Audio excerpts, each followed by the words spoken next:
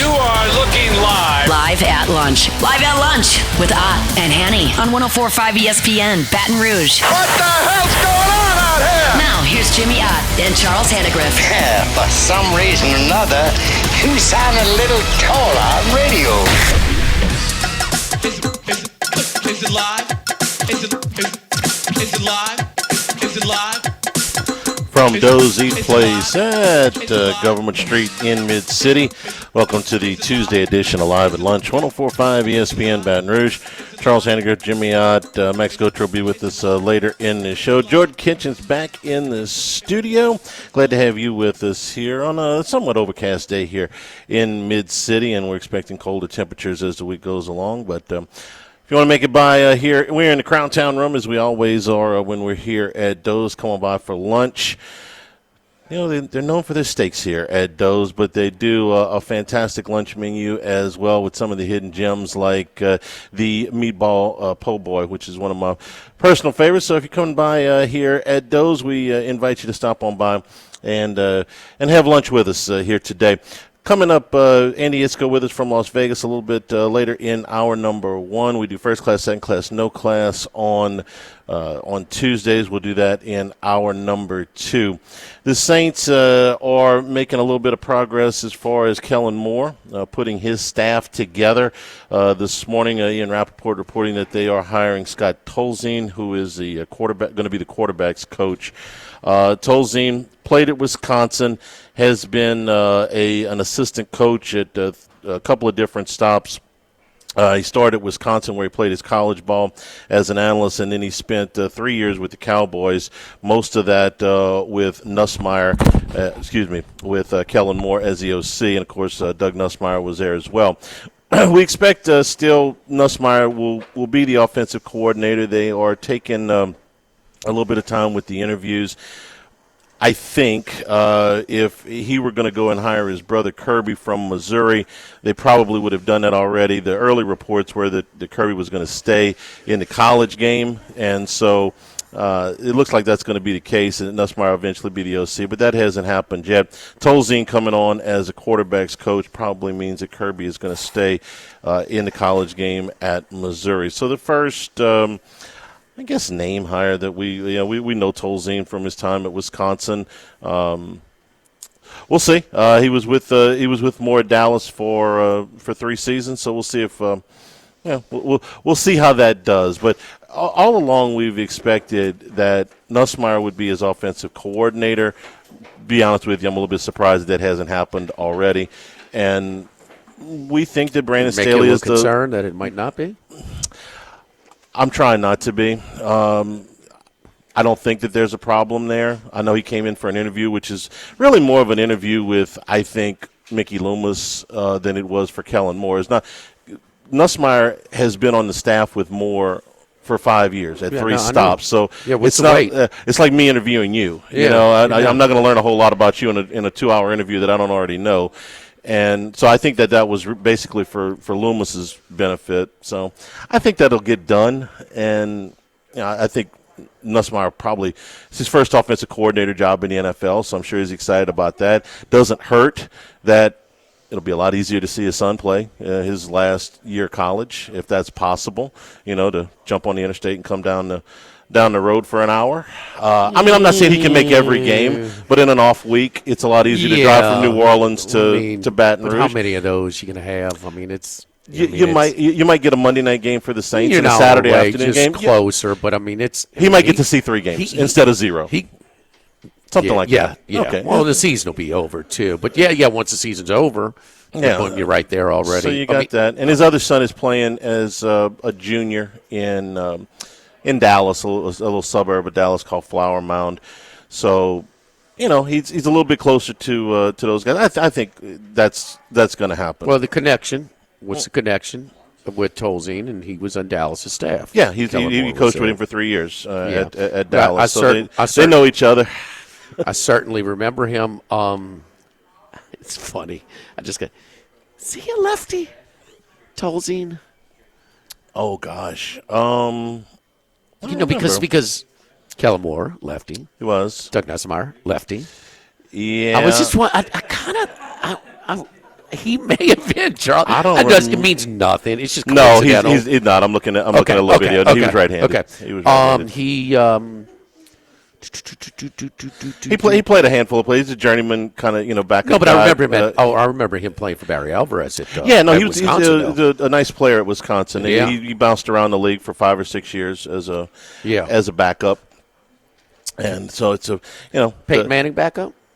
I think by the time he got to Indy, it was Oliver Luck. It was Andrew Luck. Yeah, it was after Manning. It was after Manning had left. Did Tolzien play against LSU? What year was that they played Wisconsin in Texas? 16. Oh, that was no. I'm sorry. They played him in 16. It was in Green Bay. He played him in. It was 2 years later in 18 that they played him in. 17. Okay, yeah, no. He was 14. He was there before 14. 07 to 010. Yeah. He was gone by that time. The game that they played in undrafted Houston. in the 11 draft, so his last year was 2010. So they went 11-1 that year, and I want to say, did they play? Yes, they did. That was when they played the Rose Bowl. Remember they played? I did not. Great game. Great game. TCU's best team ever. One of the Andy Dalton teams? Oh, yeah. Yeah, 21-19. Okay. Yeah. 2019.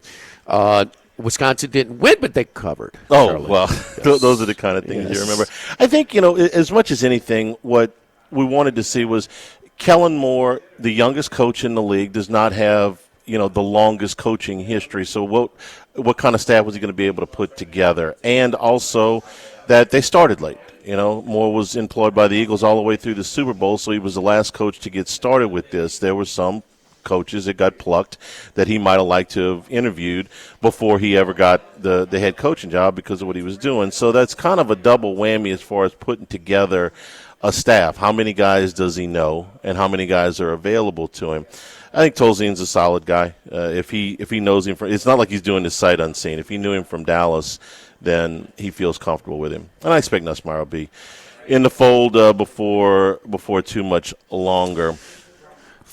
Just trying to be fair, he's comfortable with this but a young coach that you hire as a head coach, and when he's trying to put together a staff, you're limited with how many contacts you've established over a short period of time. That's it. I mean, so you don't know what you're going to just don't know. And if he does bring in Staley as his defensive coordinator, his time as a head coach was pretty limited too. He was not there for a terribly long period of time. So we'll see what kind of staff he puts together.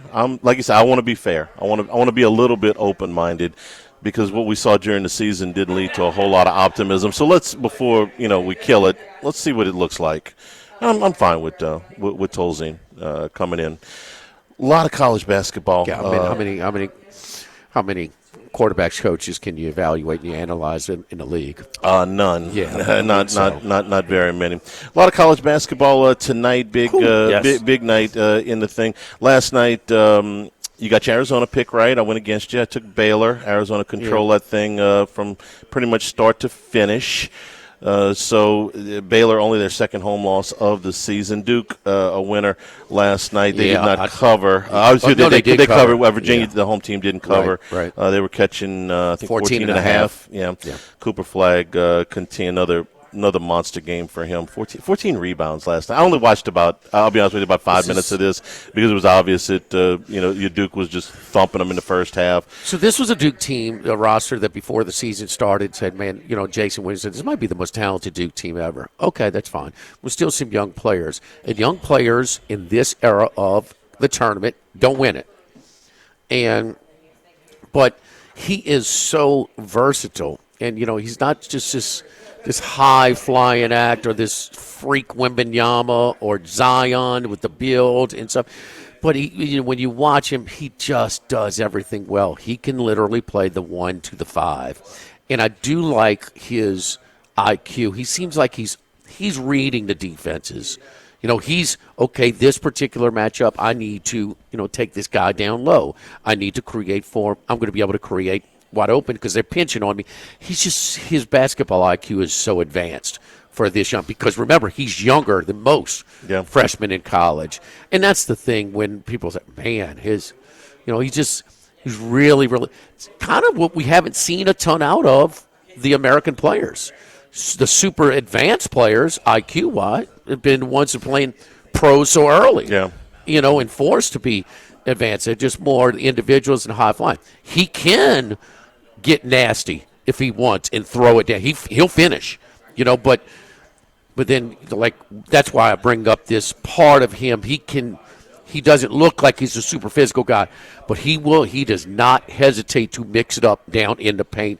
And there, to your point, 14 rebounds is an indication of his willingness to do all aspects of the game. And not just pace and space. I'm going to park it on the three and things like that. He's a complete super, super high IQ. So can that give, because he's advanced and he's mentally mature, his IQ is, does that give them more of a chance than most young base teams? That's all. It might. That's the fun part about it. I can't name 5 teams that are better than them. They're going to be a 1 seed probably, maybe a 2, but probably a 1. But they're not as old as, say, Tennessee. No, they're not. You understand? Yeah, absolutely. Certainly not as old as Auburn.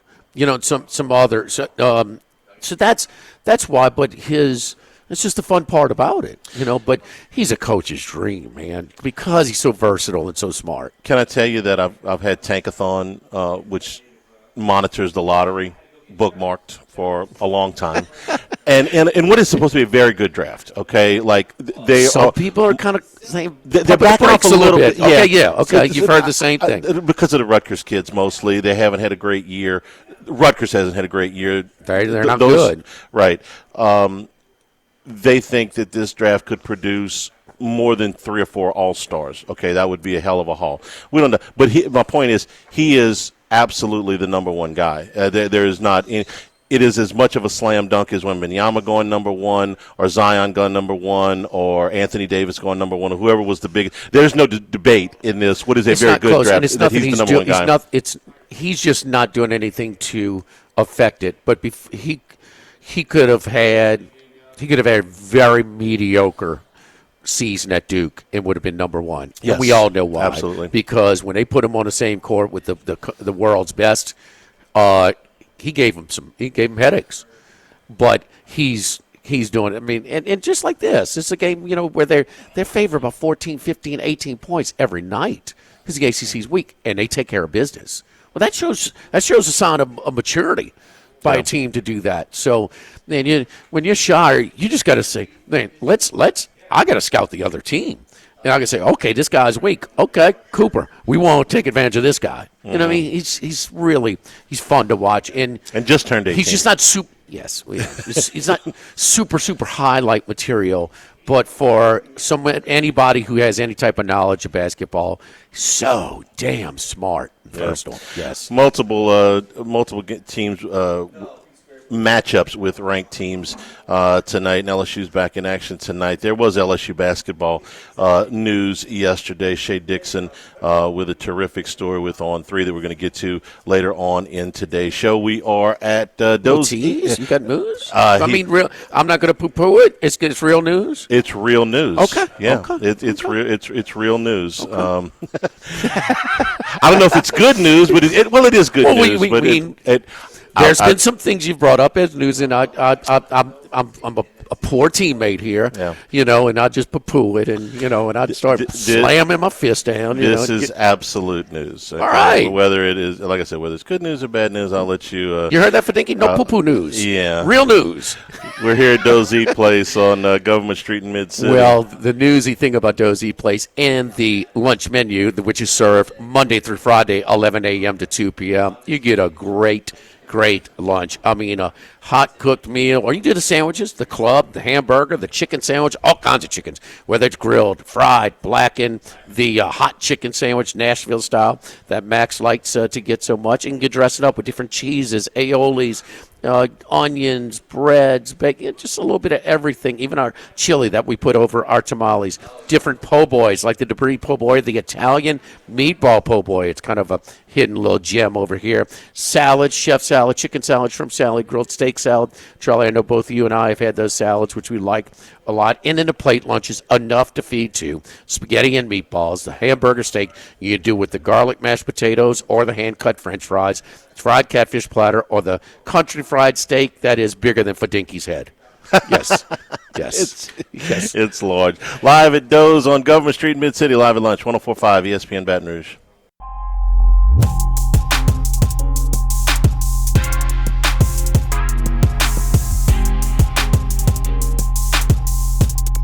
Live at lunch with Ott and Hanny from Doe's Eat Place on Government Street on 104.5 ESPN Baton Rouge.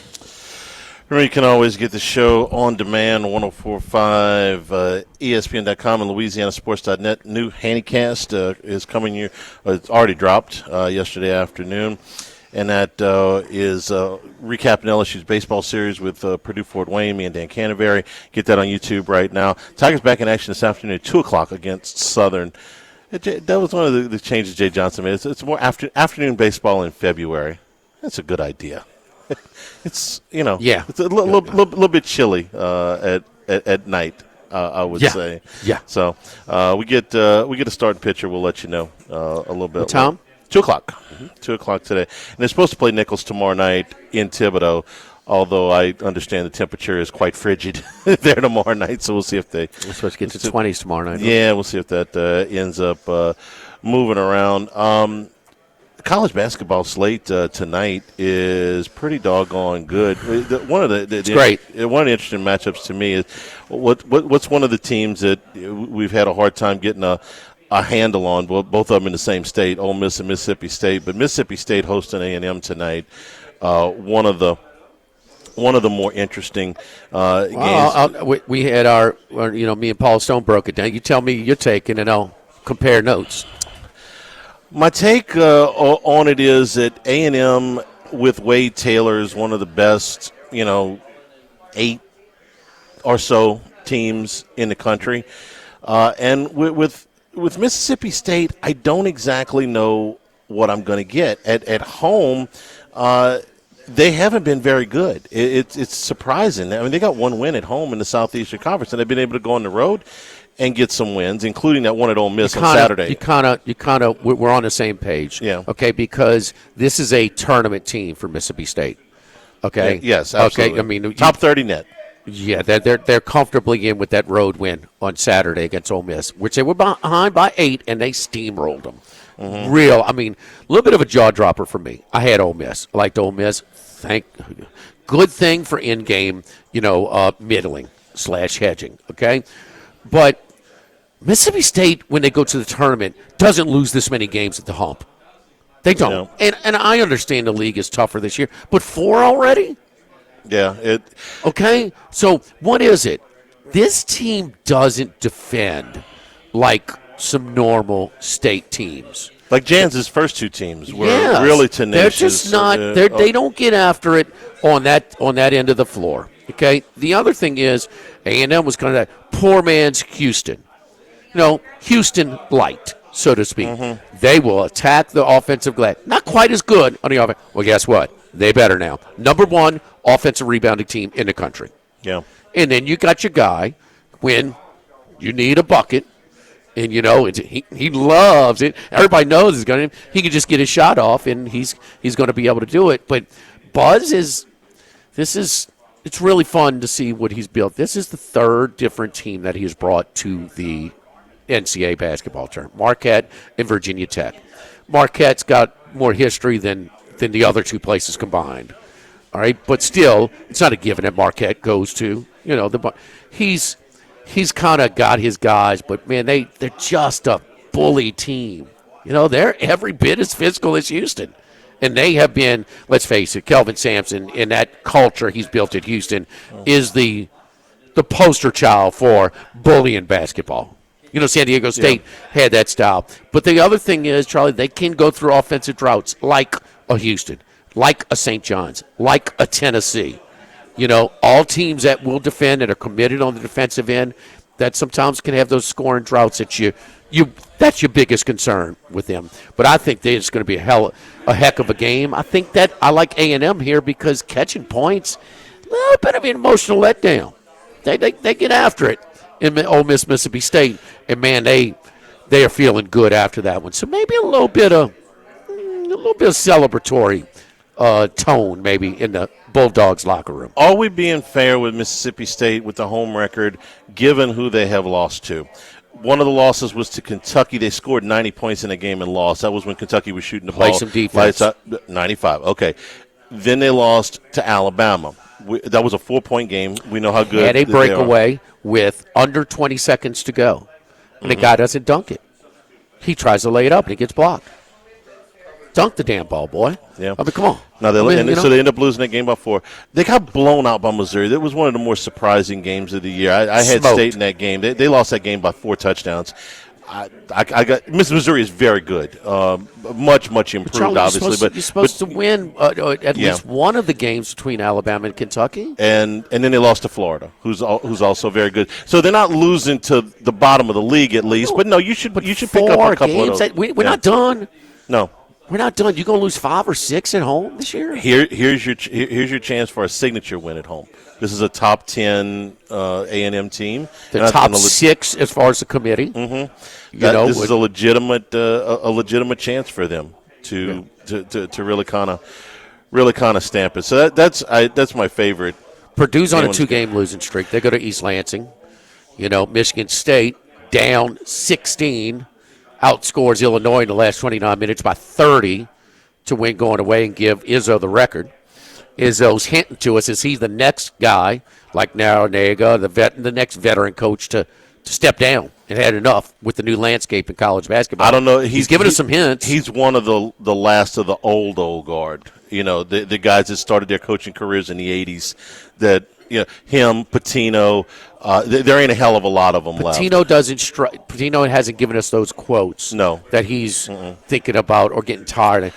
Some emotion out of Izzo. This record, it's just he's given us some signs. Okay, Purdue, they had a lead midweek against Michigan. Michigan hasn't lost at home this year at Chrysler, but then they get smoked and they gave up a gazillion points to 94.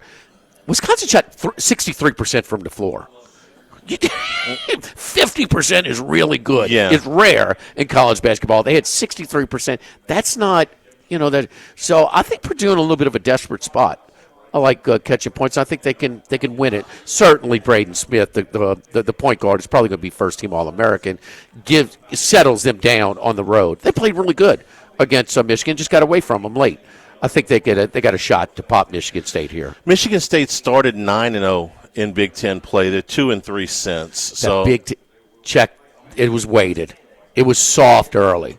So for a league that has 10 teams in the projected bracketology right now, they didn't play a whole lot of tournament teams early. The 9-game win streak included probably only one surefire NCAA tournament team at Illinois. That's it. Yeah, the rest of them, they were the bottom of the Big Ten. So. Now, on the other hand, they've lost to USC, they got UCLA, UCLA, and Indiana. You got a tournament team. UCLA's a tournament team. You got USC or Indiana are not. Indiana's close. You think? Oh, absolutely. Okay. Yeah, they're on both bubbles right there with both bracketologists. Okay. That was that was the other two losses that they had here in the last 5. It seems like the Tuesday is a little heavier than the Wednesday. Not quite as lopsided as last week, but a ton of games. So we got more. We got more. Yeah. Well, we got more. We got to take a break first, but we got more. All right. Well, I like more, Charlie. Yeah, more hoops. We like hoops. Yes, indeed. When you get into your tease, you teased us. I was gonna. We got no, it's in first class, second class, no class. Oh, so yeah.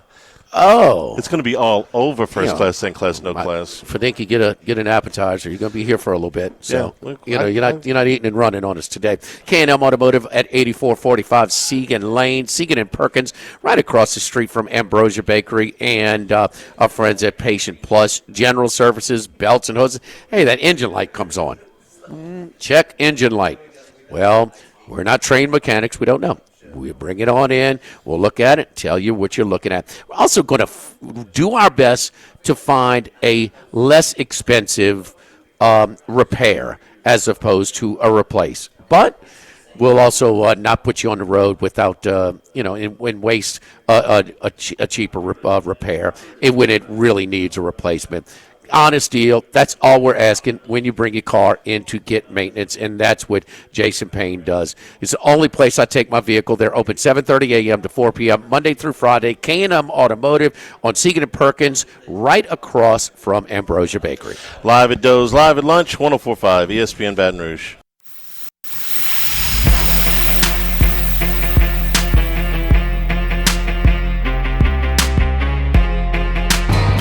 Heading out to Las Vegas, deep in the desert, lives one man.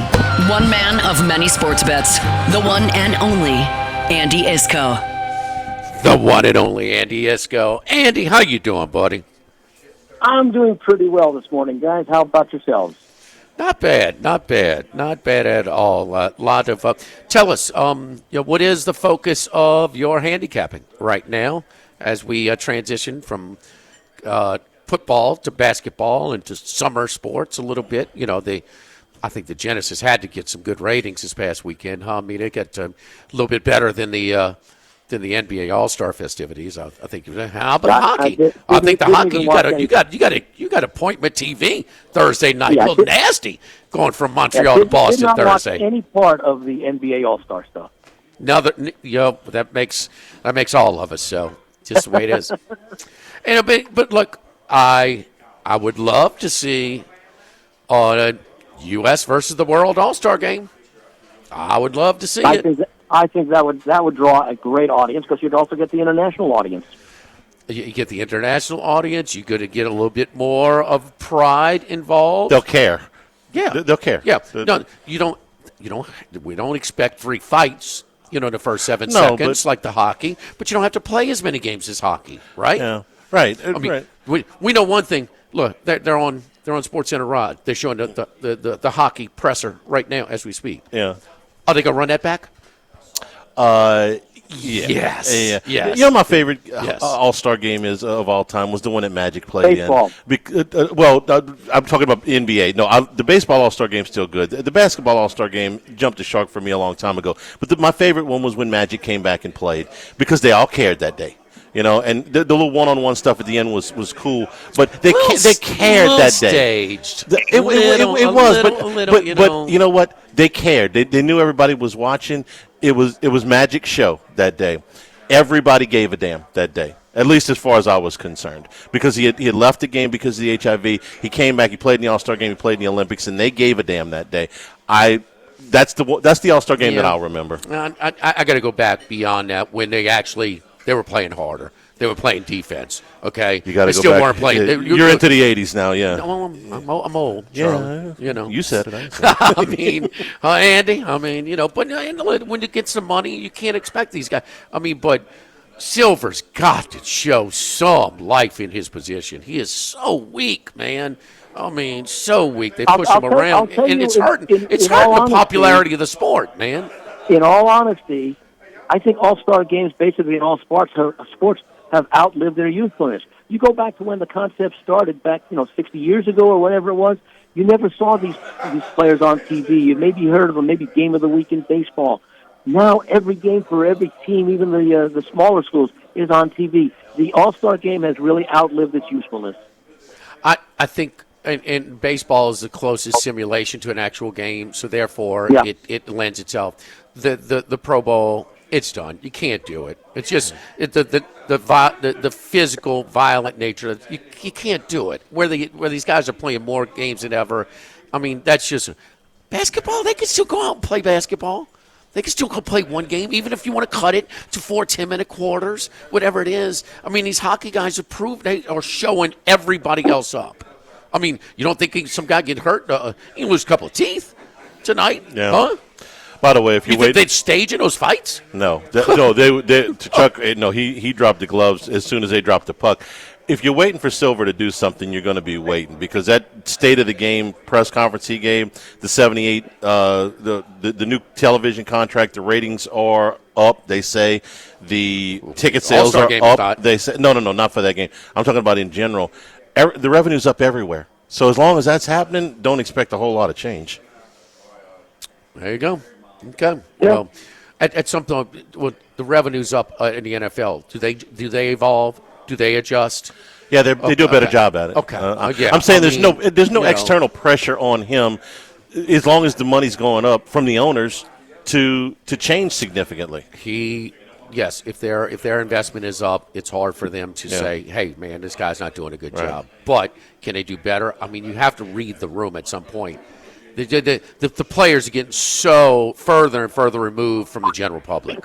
No argument. Okay? I mean, no argument. I mean, there's just no. Anyway, Andy, so what are you looking at right now? I'm sorry. We have a very weak connection today, so it's a little bit difficult hearing you. But no, I'm pretty much into college basketball now. I'm enjoying the NBA rest so that I can get caught up. But the NBA for me this year has been basically, I look for certain situations, certain spot plays. I don't use power ratings as much as I used to, because I'm not looking to handicap every game. I'm looking for situations. It's a little bit different in the colleges, because there are so many games to look at that you do want to get an idea of the relative difference between teams. You know, one play I'm looking at tonight, I'm looking at Michigan State against Purdue. Very quietly, Michigan State's not been getting the kind of notoriety that normally they should. We know Izzo just set the record for Big Ten wins, and this is his time of the year. I don't know that this team is good enough to go. Maybe they might be able to make the Elite Eight. I'm not sure. They could be Sweet 16, but I like the way that this team is coming together, and they played exceptionally well. I love the fact that they're shooting something like 80% from the free throw line. That, to me, is one of the key statistics when it comes to tournament time, because so many of the games of these games are close. And then when you start the fouling, I like to know that you've got a team where a lot of the players are hitting well over 75%. Okay, so you like Michigan State. Now, I think Purdue, after 2 tough losses, is going to be a little desperate. I'm looking for a big effort out of them tonight in that spot, so we might be against each other on that. But let me ask you about an angle from the big stage game this past weekend. Number 1 versus number 2, first time ever in the SEC. And you throw in, these fan bases don't really like each other a whole lot. My son attends the University of Alabama, and when I bring up, I say, you guys are a basketball school now. Nobody laughs. So anyway, they Auburn and Alabama. And usually an emotional game. Okay, the team that won, maybe an emotional letdown.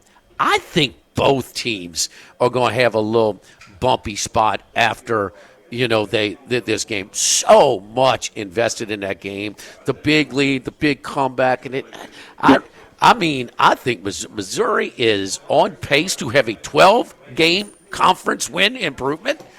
Tell me when that happens around. They were 0-18 last year. They're 8-4 on pace 12-6, but they're going to need one. We're projecting a pick 'em tomorrow against Bama. And in Auburn, against an improved Arkansas team, was laying 17. I think maybe both sides might have a little emotional hangover. I'd be more inclined to believe it would affect Auburn more than Alabama. I mean, Alabama does, the way that they lost the game, leading most of the way for 39 minutes or whatever it was. Not quite 39 minutes, but quite a bit of that game, losing it on their home court. I think that they're in a little bit more, I won't say serious, but they might be a little bit more focused than Auburn would be. Plus, of course, you got the fact that the Alabama game is going to be so competitively priced, and Auburn may just need to get a win. And of course, the opponent is playing extremely well right now. So I might be on Alabama tomorrow. I might be against Auburn. Let me ask you about the other one tonight. And preseason number 1, Kansas has been an underperformer this year. They have underachieved. Whatever reason, I'm not sure. Paul Stone on the podcast earlier today brought up Bill Self's conference record the last 2 years. It's barely over 500, Charlie. Yeah. I mean, after the rough year last year, BYU took care of Kansas State on Saturday night by 15. Now they have Kansas. Kansas lost in Salt Lake City by 7 Saturday, and now they finished their mountain swing through Provo tonight. Is this line a little short because of the name branding of Kansas? I just can't be on Kansas right now. I had them a couple of weeks ago in what was a good spot. I've stayed away from them. This is not. We're seeing a lot of teams that we're used to seeing perform well. UConn is another one. We talked about them one last week. They got that win against Creighton, and it's not so much that they lost to Seton Hall in overtime. It was the fact that it was as close a game as it was. This is Connecticut's time to start, and I thought that maybe I didn't play the game, but I thought that maybe that Creighton win would be what they needed to get a strong finish and perhaps go through the Big East. They're going to be in the tournament, although their situation gets a little bit more dire with every bad performance that they have, although the Big East is not as strong as I think it's been in years past. A lot of it has to do with the rebuilding going on at Villanova. St. John's has been a really nice surprise. I don't know how far they can go because, again, the quality I think of the conference is down. But teams that are like Kansas, and again, the transfer portal, I think we're also seeing, because it's been in effect for several years now, we are really seeing the dilution of the talent because you're going from, let's say, 5 years ago when you had a fairly stable roster, then it's 4 years, then it's 3 years. Now you've got such turnover that there's very few players on many teams that even get to play 2 years together. What do you think about UConn? Will they bounce back? That seems to be a big number over a team that's playing pretty good right now, Villanova. It's up to 9.5 now. The early tip at 5:30 Central Time. Yeah. I wanted to look at Connecticut in that one. The line seems a little bit larger than it should be. But Villanova, I said things that Villanova is, they're sort of like rebuilding from the glory days under Jay Wright, but they're still a competitive team. They're still capable of putting forth good efforts. This could be very easily one of those games that UConn wins by like 6 or 7, but I don't want to take a chance with either side. I'm not looking to play a whole bunch of games. I'm looking to play games where I feel that there are edges, both situationally and numerically. I don't see an edge in the UConn game because that's the side that you should be looking to back, but I'm not quite sure that they're capable of a blowout effort against Villanova. Charlie, if you're 1 seed, how would you feel about UConn being an 8 or 9 in your bracket? Not very good. I've seen UConn win a national championship out of the 8-hole. Yep. Before. Not this coach, but yeah. Napier. Shabazz, not Napier. Yeah, so not real good. The last thing I want to see is a team with a really, really good coach, not obnoxious as he is, and a team that is used to winning. What was the year Kentucky made the finals out of the 8-hole? That was against UConn. Yeah. And so you get a team like that with a pedigree, and all of a sudden they're in a lower seed than they're supposed to be. Yeah, those are dangerous teams. That's the last team I want to see in the second round. Yeah, they. It's. I wonder Hurley though. He's a jerk. Okay, he's borderline impossible to pull for, but he's a hell of a coach, and I just don't see fundamental breakdowns at the end of regulation and overtime where they blew leads like that to a bad team. That was bad against Seton Hall, closing out the game on Saturday. Yeah. Andy, anything else, buddy? No, that's pretty much what I'm looking at tonight. I'm not going to do too much with the match or some of the lines. I like the way this Akron team is playing. I don't like them enough to be laying nearly 20, though. Gotcha. Follow Andy at VegasAndy711, at VegasAndy711, thelogicalapproach.com as well. Thank you, Andy. We'll talk to you next week. Good stuff, buddy. Thanks, guys. Have a great week. Don't forget our friends at Total Maintenance, one of South Louisiana's oldest and largest AC heating companies since the 80s, since 1980. My buddy Lucas Ragusa and his great staff. Now, they have a completely different office. They have an office in New Orleans, an office in Baton Rouge. They have completely different staff in New Orleans and also in Baton Rouge. So you can call both places and take advantage of their one-time AC check. That's right. I know it's chilly right now, but now is the time to get them checked before we really strike. We were using your AC on Saturday.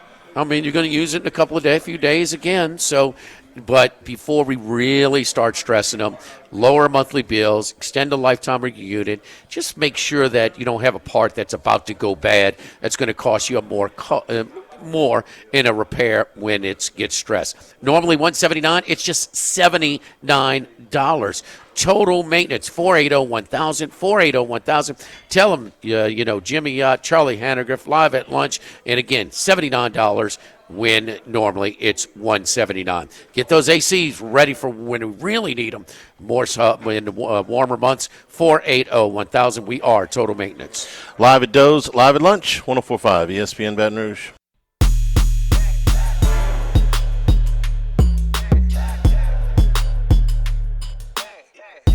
Live at lunch with Ott and Hanny from Doe's Eat Place on Government Street on 104.5 ESPN, Baton Rouge.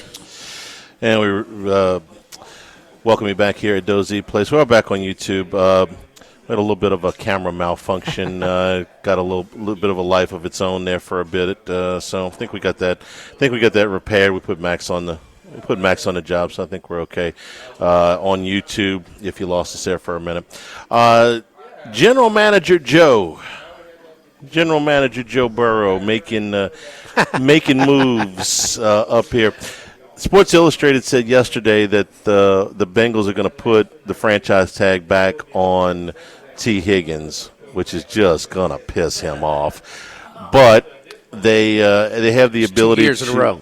Yeah, but here's the difference. They're going to put the non-exclusive tag on him, which gives them until July 15th to work out a long-term deal. So if they don't work it out, he's got to play. He's going to starve at $26 million, but he wants a long-term deal. But they're going to try to work out a long-term deal with him, so they're not putting the non-exclusive. And they believe that they can get Trey Hendrickson back in. His 17.5 sacks that led the league last year, the top pass rushers on the market are now over $30 million a year. So this is before you get to Jamar Chase, who won the Triple Crown last year in receiving, led the league in receiving yards, touchdowns, and receptions. He wants to be the highest paid receiver in the league. Going to go by Jordan Jefferson's mark. All of this tells you that between Burrow, Chase, Hendrickson, and Higgins, they're going to have, well over 60% of their cap, or 50, at least 55% of their cap tied up. Now Burrow can move some money around, and they can do cap gymnastics, the way the Saints have done a little bit. But how do you feel about your quarterback saying, "Hey man, these are my guys. I want my guys. Make it work." Okay, there's your 4. You got those guys. You still got 49 other guys you got to put on the roster, and you got not nearly as much money. What do you do? It's gonna be like they were this year. They don't have a whole lot of help on defense. It's not the best protection, offensive line. You got to draft really well to make this work if you're going to be a championship team. Most teams, I think, would have let Higgins walk. You can't afford 2, not max, but pretty close. Well, Chase is max, but close to max. You can't have 2 wide receivers, okay? If the Steelers were operating under today's rules, Stallworth and Swan would have never played together their entire careers, okay? Most other teams would have said, we got to pick one. They would pick Chase and let the other guy walk. Now, Charlie, there's been players before that have taken a franchise tag path to a really nice run of income. Kirk Cousins being the poster child for that. So he's at 26 right now. He performs, has another season like he did this year. Why would he not? Okay. He could still get a nice 5-year deal next year. In Cincinnati or somewhere? Wherever. Yeah. Well, Kirk Cousins had to go somewhere else eventually. He did. He did. General Manager Joe, first class, second class, no class, coming up next. Live from Doe's, 104.5 ESPN Baton Rouge. Live at lunch, first class. I want a seat in first class where I was booked and ticketed over a month ago. Second class. No man should be subjected to the indignity of being labeled or treated like a second-class citizen. And no class. Like I become like school on Sunday.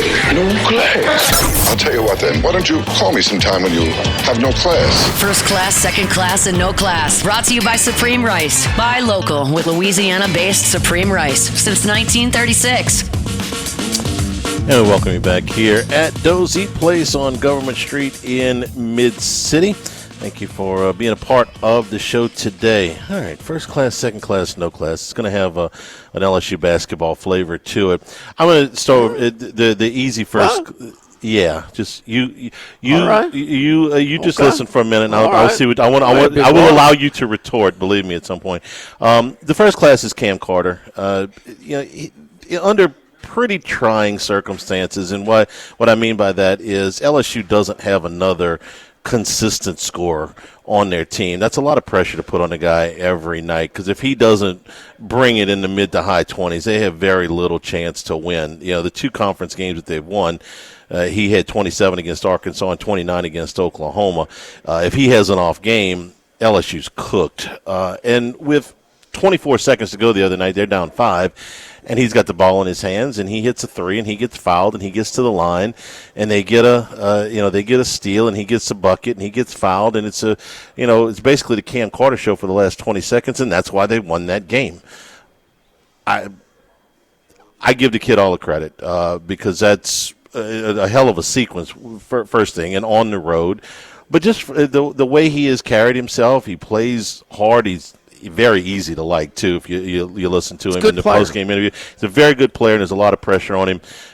That was a first-class performance the other night. So good player, but what you may, if you want to, pick at it, because we both think that he could start for just about every team in the SEC. Yes. Not be a star, but I mean, he's versatile enough. He can score. He's physical.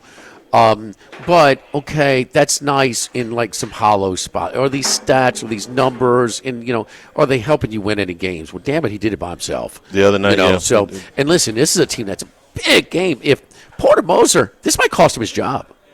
It very easily could. Yeah. This is year 4. Okay, one of the more legendary runs in the history of the tournament. Sister Jean, Loyola Chicago, goes all the way. We all respect him as a coach, but you can't go 0-4 and getting into the tournament. And they're barely in right now. His conference record is right about 35%. I mean, 2 conferences, but still. It's bad. Yeah. Today's college basketball landscape at a resource-rich athletic department. Oklahoma's overall athletic budget is, top 20, 15, whatever it might be, okay? You can't have this resume. You can't. He's got to get in a tournament. He might have to win a game. Yeah. There's some similarities to LSU's basketball budget. If they don't get in,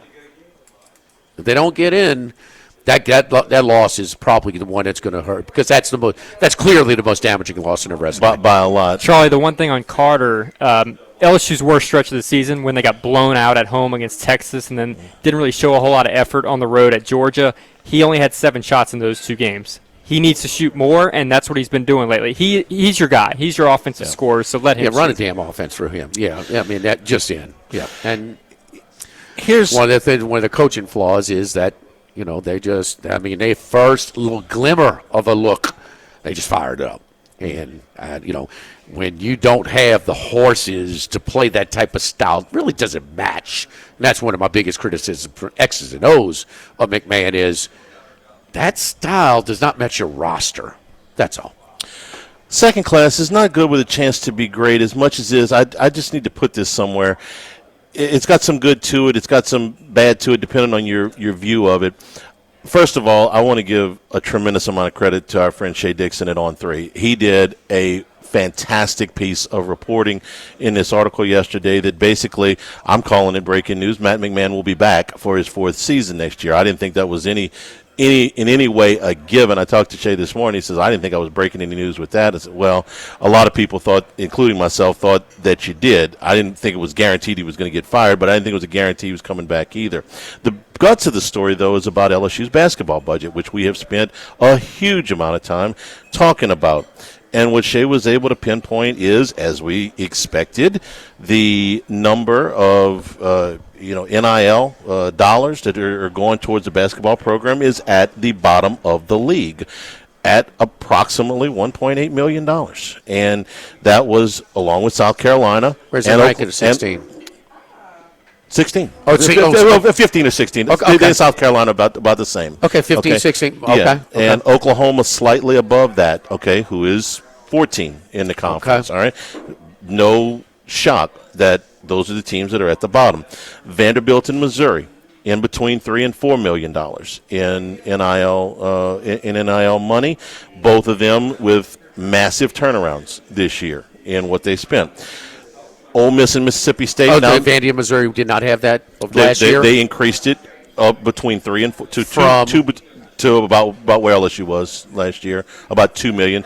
Basically doubled it. Okay, these are not to the penny numbers, but it basically doubled it. Okay, Ole Miss and Mississippi State are now right around $5 million. We remember when Beard got that job, he asked for 3. Now it's 5. Is that a McMahon or an administrative issue? Both, in my opinion. I agree. It's just a matter of which. Yeah. If there's more. So LSU has agreed. Now, this is the part of the story that's got real guts to it. Is they realize that they are going to have to spend more money, and they are basically going to double this. Okay, get them somewhere in that Vanderbilt, Missouri range, somewhere just. And where do they rank right now? Vanderbilt and Missouri are in the middle, somewhere around 10. Okay. All right. What LSU spending will get them into that middle range. And, you trying to project next year's NIL is not the easiest thing to do. That's why I give Shea a lot of credit. He talked to, multiple people on this story to get, approximation of these numbers. Woody, obviously. I'm not gonna reveal any of his sources, but he doesn't cite them. He doesn't. He didn't cite anything from Woody. Okay, I trust Shea when he says I've got sources on this. I trust him. No, I'm just asked. I didn't see the article. No, so. He didn't. He did not quote Woodward directly. The point of this is that they have finally realized that they need to beef up this budget. That's good. Okay. It is nowhere near what Arkansas is spending or Kentucky is spending, but one thing at a time. The question is, if you are going to spend this money, are you spending it with the right coach? And will Matt McMahon, with a bigger budget, be able to compete in the league? Missouri's doing this with what it seems like LSU will spend next year, has got them in the top 20 in the country. Is that going to happen here? I don't know. Another piece of information that came out of this thing is about what starters are going for in the Southeastern Conference. A slightly above average starter in the Southeastern Conference right now is about $750,000. Okay? So if you want to go out there and $3 million will buy you 3 or 4 starters. Now, you remember, you got to pay the guys that are coming back, too. Mm-hmm. So if a Jalen Reed comes back, or Victorious Miller is another one. I don't know if he's coming. He played 4 high schools in 4 years, so I don't know if he's going to be back next year or not. Probably not. So you're going to have to go out and buy a team. The way everybody's got to go out and buy a team. Is McMahon the right guy to do that? His record at LSU is abysmal. Going into this past weekend, they were last out of the 14 teams that have played in the league since he's been in it. I didn't count Oklahoma and Texas, but they were going into last Saturday's game 4 games behind 13th out of 14 teams. They were 2-16 the first year. They were 9-9 the second year. And now they're 2-10 this year. That's last. That's by a lot. LSU's administration is certainly to blame for some of this, for not supporting the program at the rate that others are. McMahon, I think, bears a lot of responsibility in this too, because part of fundraising is, listen, you can send somebody from Bayou Traditions or TAF or out of the athletic department themselves, but it doesn't have the weight of when a coach goes out and asks for it and schmoozes boosters and, hey, let's go have a 2-hour lunch and let me tell you about the team and let me tell you about my vision and all that. Please donate to this. McMahon has not done a good job of that. There's just no question about it. You can weight the blame however you want, administration and the coach, but it goes both ways. Can McMahon, with a reasonable amount of talent, I've asked this question a million times and I can't answer it, but I'll ask it again. When he has a reasonable amount of talent, a comparable amount of talent, what kind of coach is he? Take the John Morant stuff out of what he did at Murray State, because that was a special deal. You don't ever get a player of that ability at a mid-major school. It was I give him credit for getting him there, but that's not going to happen again. So what was McMahon in the years without Morant? After Morant left, they went 67-25. They won 73% of their games, 77% of their games in the conference. That's pretty good. Now, Murray State was good before he got there. Murray State's one of the stronger programs. Murray State, Steve Prohm was 29-3 his last 2 years in conference play before McMahon got there. Now, Prom has gone back there and gone 20-20 since in conference play, so it's not. It's kind of a. It's not anything important right now. Murray State's not doing anything great since that, but he did coach with comparable talent. That last year they were 31-3. He won 73% of his games, suggesting that with a reasonable amount of talent, the guy's not a complete stiff as a coach. So moving forward, it's got to be the administration's got to give you more money. That's undisputed. He's got to go out and hustle this stuff more, too. He said in the press conference, I realize how important the transfer portal is now. It's kind of a chilling statement. All right, it really is. Man. Like, if you didn't know before. When did you say that? Yesterday. Oh, crap. Yesterday. So this is a good with a chance to be great. How about good that they're giving him more money? Good that he realizes he's got to go out and do that. Is it going to get them where they want to go? I don't know.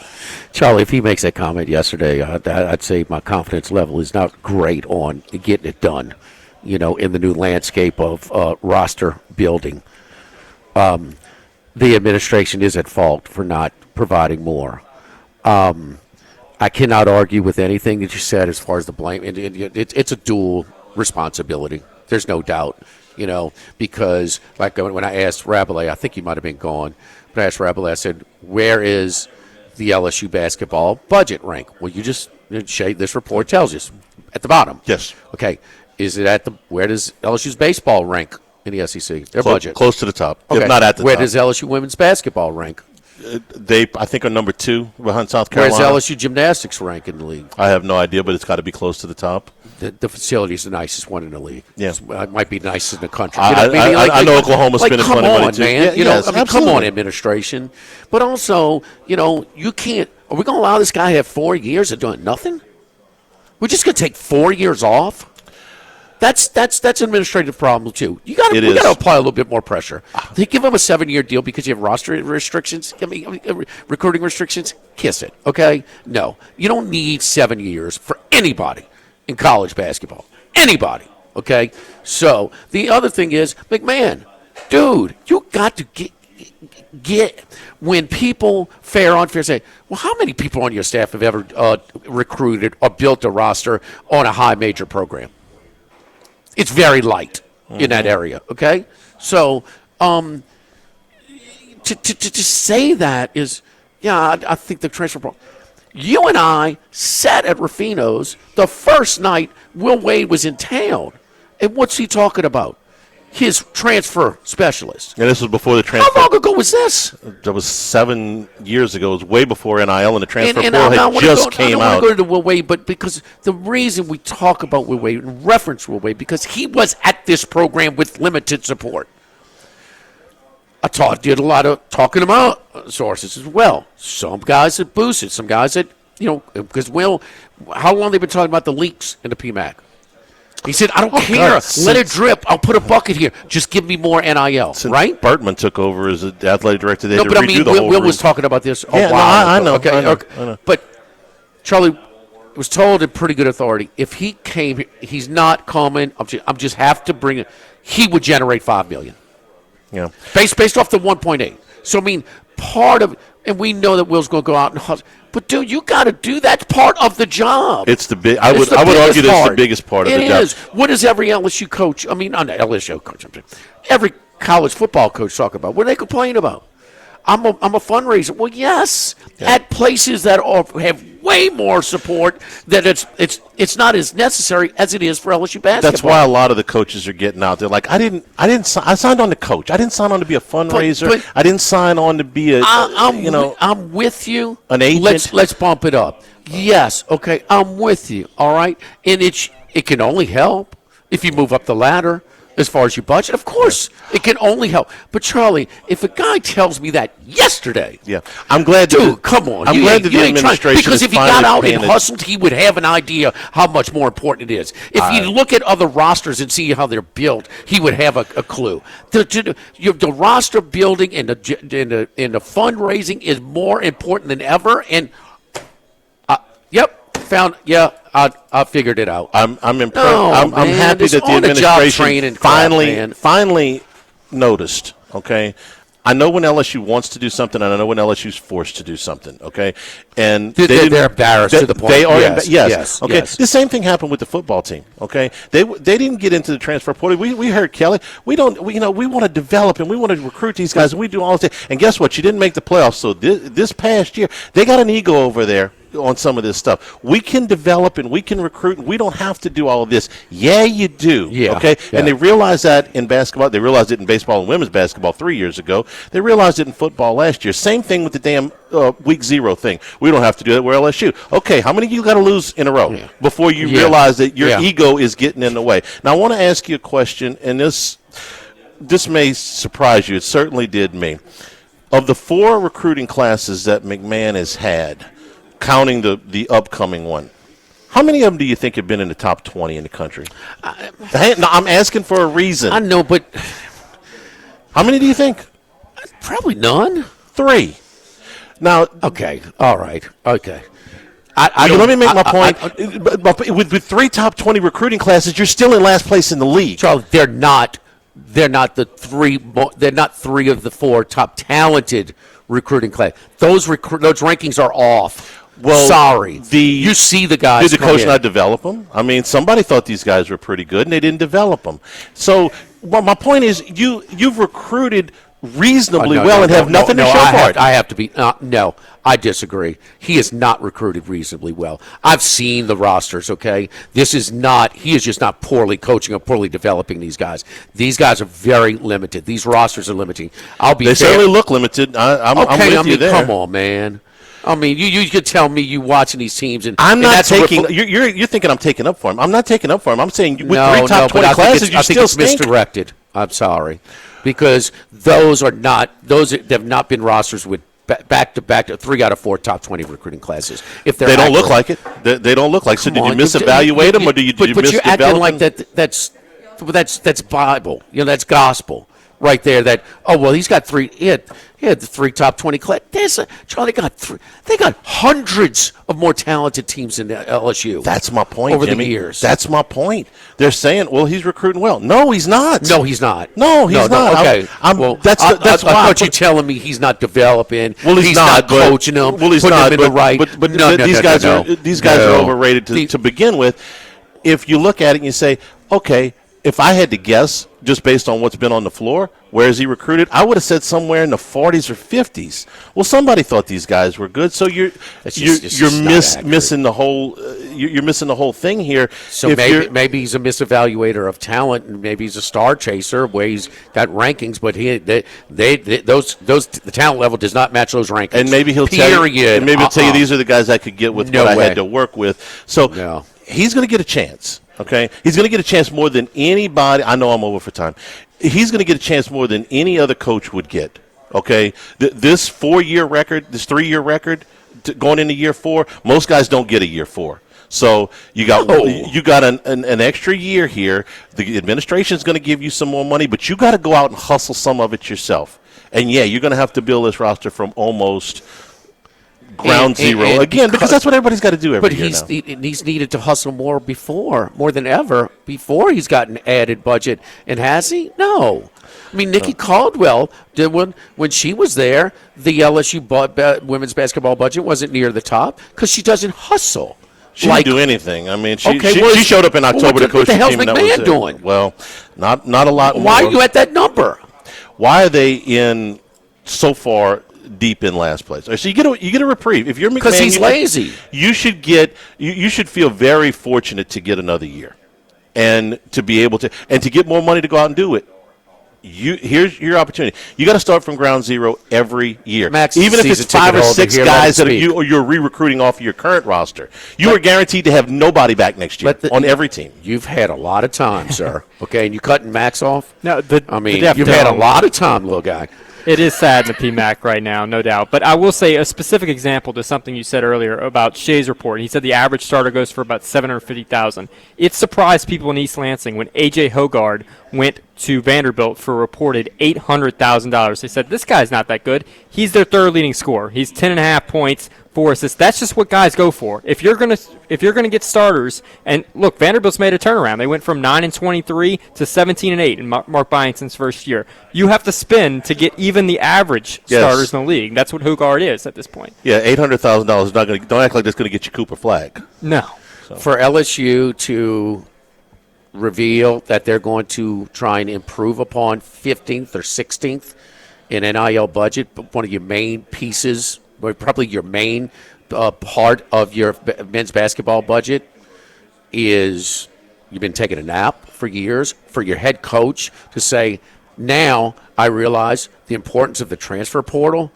Your coach has been taking 3 years off. Damn it.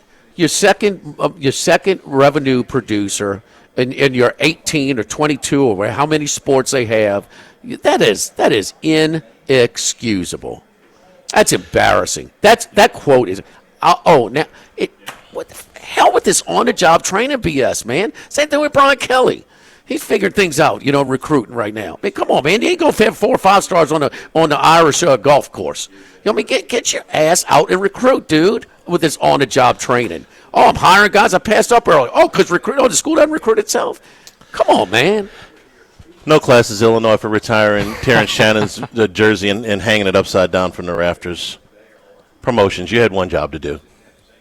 Get it right side up. First class, second class, no class. Brought to you by Supreme Rice and SupremeRice.com. Try the new parboiled rice. Very close to restaurant quality rice. It is restaurant quality rice, Charlie. It is restaurant quality rice. Got some Supreme Rice yesterday. We're going to be doing a little cooking later this week.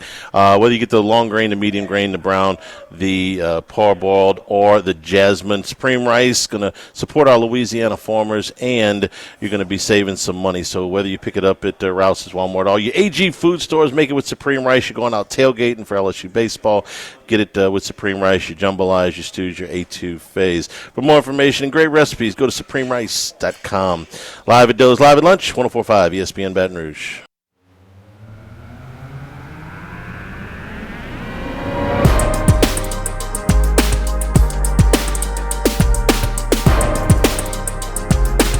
Live at lunch with Ott and Hanny from Doe's Eat Place on Government Street on 104.5 ESPN Baton Rouge. Back here at Doe's Live at Lunch. Shows available on demand, LouisianaSports.net and 104.5ESPN.com. New Handycast up on YouTube. 13 teams in the NCAA tournament from the Southeastern Conference. Right now, you got, I would say... 10 from the Big Ten. 10 from the Big Ten. Of the teams in the SEC that are on the bubble right now, let's see how you let's see if you agree or don't agree with Joe Lunardi. At 4 teams: Texas, Vanderbilt, Oklahoma. I'm sorry, 5 teams: Texas, Oklahoma, Arkansas, Vanderbilt, and Georgia. All right now on the bubble. Georgia, I thought, was a tournament team, and those 2 losses now. At A&M, it's not that you lost at A&M in College Station, but you had basically a 10-point lead at half and caved when they made a run at you. And then you get beat by double digits at home. Nice win from Missouri. You got to win. You got to win that game. And so I'm down on Georgia. You want to talk about Coach? It's year 3 for him. I don't think he gets another year if he doesn't make it to the tournament in Athens. That would be interesting to see because it came in the same year, and he came in having coached in the league before. Okay, They sort of knew what they were. Florida was not sorry to see him go. They let him go. Or he saw the hand writing on the wall. Right, that's it. Yeah, he left before they fired him. Yeah, Georgia's got 2. I like wins. I like Vanderbilt the best. I like this guy, man. I like the things they run. On offense, I like their talent level. You talking about getting to now? That's money well spent, Charlie. They got some players. They got Losaz. They got some players. They got some guys that can beat you off the bounce, that can shoot it. I mean, I like their team. That was in a loss on Saturday. That was a highly respectful loss in a revenge spot at Knoxville. They gave Tennessee all they could handle. I thought it was I just think they're over the course of the season, look, well-coached teams get better. And I don't think White's doing the job. Keep in mind, he never went to the tournament at Louisiana Tech. Okay? He got upset in the conference tournament a couple times, but he never took Tech to the tournament when he was there, when he got that Florida job. So I just, in Arkansas, it's kind of Part B Arkansas, huh? Since they had the injury and it kind of had that trip to Rupp and kind of that was a respectable loss on Saturday. They played very tough against A&M at College Station. I mean, lose by 8, but, they're in that game. And so I just think those teams are playing better right now. Right now, Lenardi's got Georgia, his second team out. They've got to be out. They're close. But the problem with Georgia is since they upset Kentucky right at the beginning of the conference season, all they've beaten is the bottom of the league. They've beaten Oklahoma, LSU, and South Carolina. That's it. So recently, they've done nothing of Did you mention Oklahoma in there? Yeah. Okay, because Oklahoma now has evened their steals. And what I say by that, LSU stole that game from give Cam Carter credit. He did it, made the plays. But same thing when they got the grandmama 4-point play down 3. Yeah. With 2 seconds to go. And against Michigan, that win looked better and better. So really good win, had them a little cushion. That cushion is gone with the LSU loss at home. Yeah. Because that was Michigan on a neutral. Michigan. The even better win was Arizona. They beat Arizona back in November. Damn. That was a neutral site as well. Michigan's got a better seed than Arizona right now, huh? No. They don't have a better net. No, what's their seeding? They just came out with this committee. Michigan's on a roll, man. Michigan's on a roll. I can tell you what Lenardi's got. And won a decent road game at Ohio State on Sunday. So they came back against Purdue. They got 20 wins now. I would think with Arizona loss at home, what was it? NCAA had Michigan at 14. And Arizona? 12. Okay, well, one's lost at home and the other one won on the road. I would put Michigan ahead of them. It's close. Arizona's a 3 and Michigan's a 4 from Lenardi. That was this morning. It's close. It's very, very close. Yeah. But anyway, yeah. Oklahoma, to the point, those wins were a long time ago. And what they've done recently, they've lost 4 in a row. One of those was a really bad loss to LSU. They got a home loss to Texas that doesn't look real good. They lost at Georgia. They're a hard sell right now. Lenardi's got them as one of his last 4 in right now. Who's that? Oklahoma. Well, the other thing and Arkansas is right there next to him. I just have to make one more comment about Michigan versus Arizona, and that is also that I think May's a little stronger on the bench than Tommy Lloyd. And I see now just for look, you got new rosters every year, but he's got a haul because he came over. Golden, this guy Wolf, they've tried to force feed him. Sometimes he creates too many turnovers, but he's a 7-foot point center. They're running he loves to pass the ball, and so there's a lot of unique parts. I mean, they have who's got 2 7-footers? Yeah. And who lets one of them handle the ball most of the time? I mean, it's just it's a different dynamic that they're getting better and better over the course of the season. I think that's the mark of a better coach. The 5th team was Texas. They are in the last 4 byes. They've got a little bit of cushion. That win against Kentucky was big for them. They needed for who? Texas. They had lost 4 out of 5. And they lost the whole game, huh? Yeah, and they lost 4 out of 5, and the only win was against LSU. So Kentucky down all 3-point guards on the roster, the original roster. We talked about Lamont Butler, and coming down the stretch, they couldn't close it out. So 2 of their last 5 games are South Carolina and Oklahoma, so they should get in. He's got to, and so you're going to get a win. Do you get less of a win because key injuries for the opponent? Probably not. In basketball. So, but that's another coach. He ain't going to make it if he doesn't get in the tournament. He's got a little bit of cushion right now, but don't go lose to South Carolina or Oklahoma.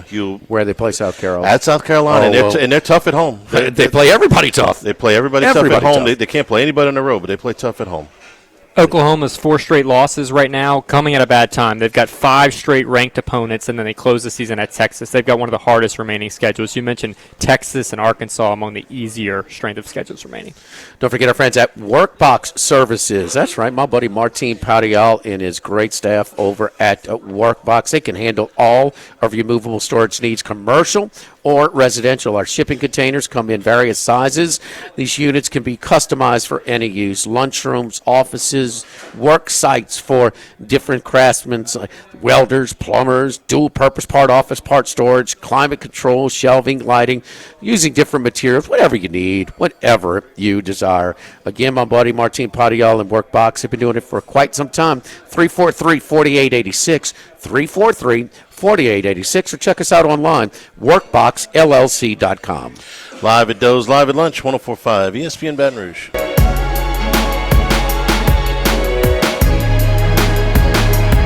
Live at lunch with Ott and Hanny from Doe's Eat Place on Government Street on 104.5 ESPN Baton Rouge.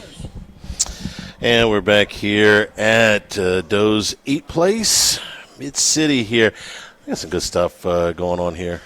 Man, they had a good season ticket holder for LSU basketball just came by, and he was like, I mean, it's just, hey, I don't care. McMahon gets a little, I don't care who gets a little upset. You rather me just not give a damn? Well, that's what it's been for most of the season. I mean, yeah, that's where I'm being kind of, wake me up. Really for 3 seasons. Okay? Dude, this is embarrassing. When's the last time you got up for a basketball game? It's like, man, I can't wait to see the game tonight. It's been a while. It's been a long time. And my theory is the success of the rest of the league. How can it not put pressure on you? How can you not say, damn it, no, we just can't. No.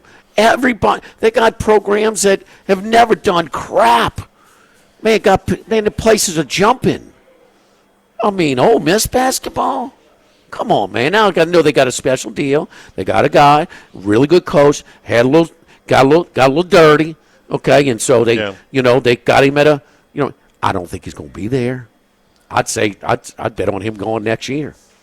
But, sure, he's fishing around for it. Yes, 100% for a job. Yeah, absolutely. I'll be a little surprised if Dusty May. I don't. Dusty May was a manager at Indiana. Okay, so he's got some Indiana in his crimson and cream in his blood. That's fine, but.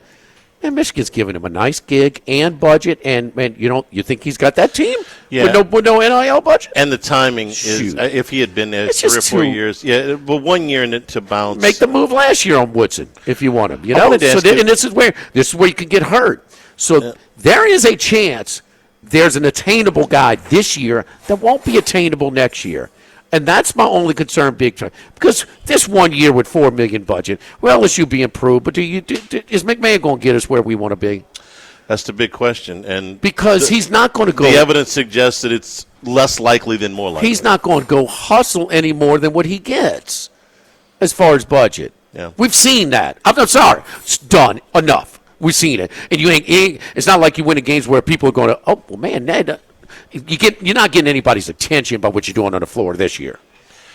I wanted to ask you about Indiana. It's be a good question for Wes when we have. Wes is Brad Stevens and Dusty, man. Come on, bro. No. Shoot. If you're Indiana, why wouldn't you go throw a big boatload of money? We've always talked about Indiana's basketball budget, right? They're always top 5. Why wouldn't you go throw a bunch of money at Nate Oates? And say they just gave him his deal, Charlie. I know. And Michigan came after him last year. I understand, okay? But if you're Indiana and you say, hey, do you want to come coach at a basketball school? And that's the only thing I think. You could get over the money maybe, but Alabama would come back with What's a better job? Well, he'll never be the number 1 sport on the campus he's on. We agree on that, right? At Indiana, basketball's always been the king. That's the only. They're more popular in the football program this year? Not this year, Not buddy. this year, but for the usually, yes. But the 100 years before this, yes. Okay. Fair. So you want to go coach at the basketball, and I don't know if he does. What have they done minus Knight? Oh, they went to the finals when you were Davis. Okay, but yeah. There's a lot of teams that have made a little run out of nowhere. They weren't a great season that year. LSU's won a conference championship more recently. LSU's been to a Final Four more recently than Indiana. This great basketball. I mean, I'm sorry. What are they minus 9? You're asking the Nebraska football question. Are you still you have a unbelievable history, but are you still relevant? Do they still have a top 5 budget? Who? Indiana. A top 5 basketball budget. Yes. Okay. Oh, no. They've given all these coaches, whether it's Archie Miller, whether it's Woodson, all of them. So they're not just going to say, okay, well, we're not as good as we used to be. They have Big Ten budget. So they don't have Alabama athletic budget, but they got Big Ten budget, and they're going to give their top 5 budget. It's just changed, but their budget's always been there. Okay, then that's the job. They got a couple of guys that can play, man. It may not be Nate Oates. Okay, isn't that the job that's going to just swing security. the rest? I mean, you know what I mean. And I'll pick on the building. They got plans to build him a new one. Yeah, But that's the job that's going to be at the top of the food chain this year. If Texas opens up, is Texas a better job than Indiana basketball? It's in the landscape where you have how many more teams in the SEC? How many teams better than Indiana? Okay, and Texas is going to give you more budget. Does Texas have a decent athletic budget? They do, but do they have a better basketball budget than Indiana? You just told me Indiana's got a top 5 basketball budget. I don't know that for sure right now. Okay, but that's kind of the question I'm asking. The last 25 years they have. You're right. Do you still plan on being? I know this. If spending at that level, if you do, then there's a lot of coaches you can go get. Texas, new to the league, is embraced it. They've never been more excited about spending, donating. They're coming up with their plans. They have so many numbers as well, not just the 5 or 10 oil guys that they have, but they have numbers that they're trying to generate. They just want a few hundred a year from all of their alums, and they got wheels in play right now. It can be over the next 5 or 10 years a better job than Indiana. And Indiana could be a better job because they always going to give you a certain amount. That's what and what not. I think they're both really good jobs if they open up. You know what this has opened my eyes to is how many schools, we're just seeing a few of them here, that are really good in other sports that have let basketball go by the wayside. LSU is a terrific football program. They're a terrific baseball program. They have become a terrific women's basketball program. They were, a long time ago. They're good in just about everything else, and they just don't spend in men's basketball. I'd argue Oklahoma is in the exact same boat. Oklahoma's football program has fallen off a little bit, but they're still Oklahoma. They got the best gymnastics program in the country. They got the best softball program in the country. And their men's basketball program is right there at the bottom of the spending along with LSU and South Carolina. So there are some schools, prominent schools, that are just saying, you know what, it ain't worth what it would cost us to win, to really win. Because to really win, you probably got to. This is the Joe Dean to Skip Burtman conversation. Yeah, we're trying to get into the middle, basically. But this is newsy. Yeah, right. Yes, and here's the news. Right, here's the news. We're going to be average. We're going to be right in the middle of the pack with our budget instead of last. Something, I guess. That's sad. That's sad. I'm glad for two things. I'm glad that they finally noticed, and I'm glad that they are putting some money into it because, frankly, I didn't know how much money they got. And really, that might have been the decision. How much money do we have to really sink into basketball? Do we have enough money to fire this whole staff and bring in a better one, or do we have just enough money to make this palatable and hopefully the coach will catch on? About the same, huh? Because it costs you not the whole thing to make a move this year compared to next year is about the same that they're going to increase in the NIL. So maybe maybe they're just shifting some money. You get a year rolls off the contract, and I think the biggest thing is, could they fire? Do they have enough money to fire Matt McMahon and go hire another coach? Of course they do. Yeah, but do they have enough money to hire a coach that would be significantly above the profile of what McMahon was when they hired him, which was a successful mid-major coach? Do they have enough money to go pry somebody loose from a power program that's doing well? I don't think they've got that much money. They could go hire another guy from Murray State-ish, okay? They could go hire the guy from Drake. I know this. Talking about Oklahoma, when they come to town, That place rocks. The gymnastics and the women's basketball, that place was rocking. Yeah, they got the best gymnastics program in the country. The 1 versus 2. That was more than no class. I forgot. Jimmy got me rattled. Just rename the tag of the building. The house that Mary Lou's girl built. Very. The house that the little general built. LSU gymnastics team. They beat the number 1 team in the country. They're dropping the rankings. Pete Maravich, was he good on the beam? No. No. Read your spot, man. Read your spot. Go to break, dude. Go to break. Here goes 104.5 ESPN Baton Rouge. Live at lunch. Thibodaux store, 900 St. Patrick Highway in Thibodaux. As we inch closer towards spring, you're going tailgating for any athletic events. If you're cooking jambalaya, get your jambalaya pots. If you're boiling crawfish, get your crawfish pots. If you're grilling, get your grills from the Thibodaux store. Big green egg cookers available too. If you're heading down to the coast fishing, a huge amount of fishing supplies available at the Thibodaux store.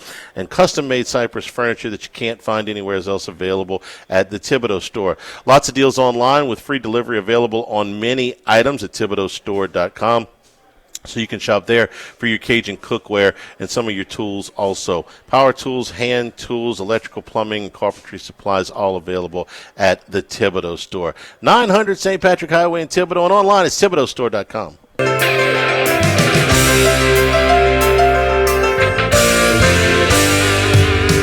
Live at lunch with Ott and Hanny from Doe's Eat Place on Government Street on 104.5 ESPN, Baton Rouge. All right, since it's the theme of the day, South Carolina and LSU tonight. Tigers 2.5. Who you got? I think it's a little light. Give me the Tigers. See, LSU basketball supporter here. Max? I thought it would be 4, so I'm going to stay away. South Carolina average margin of defeat on the road in the Southeastern Conference. Oh, it's not good. 19 points. Yeah. They played one close game at Vandy. The rest of them have been double-digit blowouts. And LSU got to be on a little bit of a high point as far as, going to practice a little bit, feeling good, being excited to play. You finally break the long losing streak. I agree. A little pep in the step. They lost. South Carolina lost by 4 to Ole Miss a couple games ago. I was on South Carolina lead that with game. Under 3 minutes to go. They've had leads.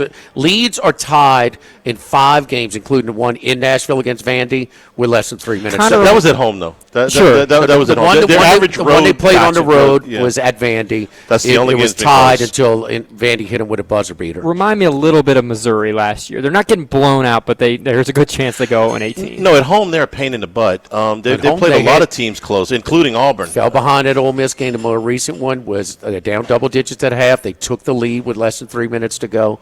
And the big boy, Malik Dia, had a big 3 and one to kind of get Ole Miss going. So you had something else you liked? I think Jimmy might like this as well. I like A&M catching 2.5 on the road at Mississippi State. Yeah, it was 3.5. Now 2.5 might be time to get on it. So as far as in Bet River is also one of the few that you can buy onto the half point. That's a classic case. I would 2.5. I buy that at 3 all day, but just very few, including Bet Rivers, allows you to do it. Tried to talk myself into Arizona State, couldn't do it. Houston. Who they got? Houston. You want to talk about a guy that's been knows from basketball? He's not good. They got players. I won't know what his NIL, but he's got some guys with some length. He's got some guys that can shoot. They look good coming off the bus, man.